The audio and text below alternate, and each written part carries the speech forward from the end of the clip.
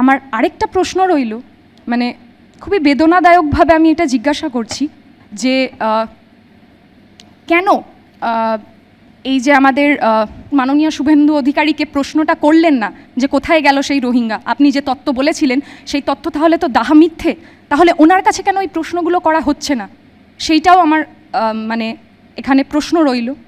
তার সাথে আমি আরেকটা কথা বলতে চাই যে জ্ঞানেশ কুমার উনি প্রেস কনফারেন্স করে বলেছিলেন, আপনাদের কাছেও নিশ্চয়ই আর্কাইভে সেই ভিডিওটা থাকবে, যে 2002 সালে যাদের নাম আছে তাদেরকে কোনো রকম সমস্যার সম্মুখীন হতে হবে না, যাদের বাবা মাদের নাম আছে তাদেরকেও কোনো রকম কোনো সমস্যার সম্মুখীন হতে হবে না। কিন্তু আদতে তো সেটা হলো না।